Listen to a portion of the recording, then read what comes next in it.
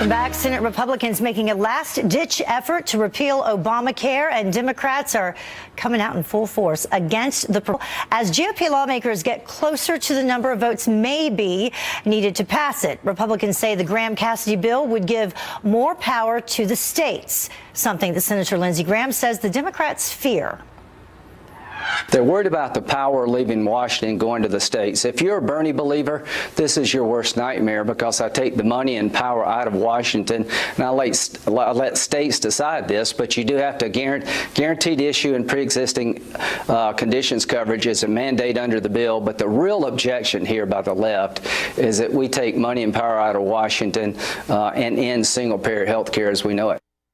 Leslie Marshall is a syndicated radio host and a Fox News contributor, and Chris Bedford is editor-in-chief for the Daily Caller News Foundation. Thank you both for joining us. Thank you. So morning, whether Heather. or not this repeals Obamacare is in question, we have a solid no from Rand Paul, and we have a tweet that he has just put out, and the tweet says, calling a bill that keeps most of Obamacare repeal doesn't make it true. That's what the swamp does. I won't be bribed or bullied. So, Leslie, let's begin there.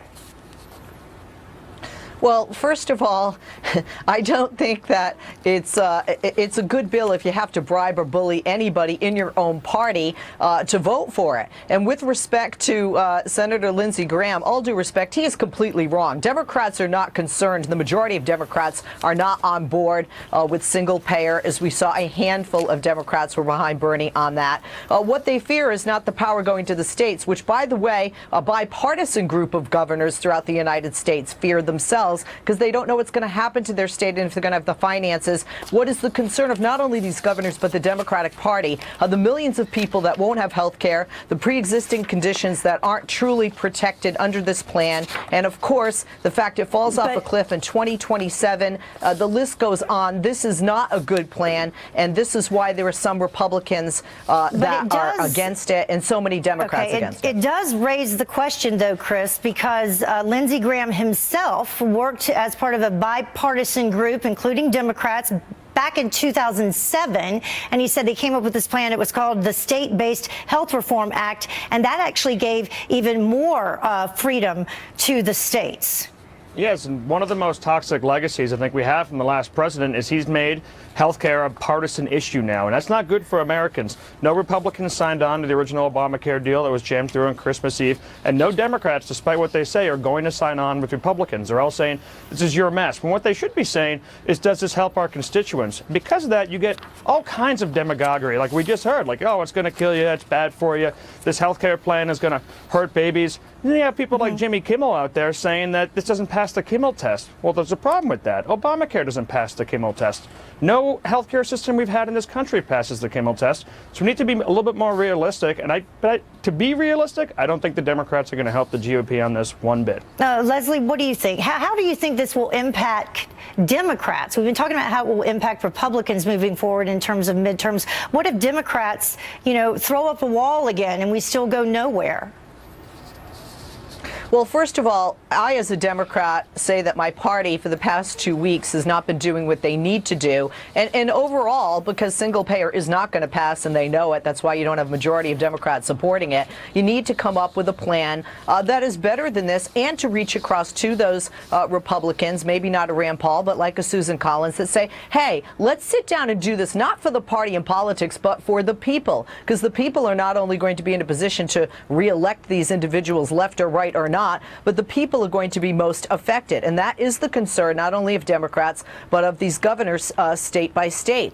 This is not a good plan. And quite frankly, Obamacare needed to be fixed. And that's why the majority of Americans say, don't repeal it, don't replace it, fix it. But yet we have, Rand Paul saying that this actually keeps 90% of Obamacare. So, if you can't make Democrats happy with that, what can you make them happy with? Chris?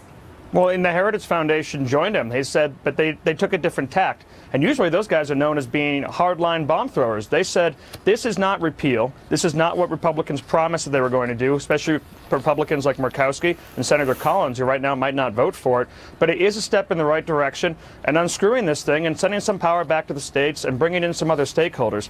And I think Republicans actually should be worried about single payer coming from the Democrats, because, as you said, not every politician in the Democratic Party has signed on to this, but all of the alleged leaders have. Bernie Sanders, Senator Elizabeth Warren, Cory Booker, the people that were talking about running for the presidential nomination for the Democratic Party in 2020, they've all signed on to this, and Republicans better fix it or they're not going to have their chance. Let's talk once more about those three Republicans that we just had up there, McCain, Collins, and Murkowski. Leslie, you think that this could come down specifically to Murkowski out of those three?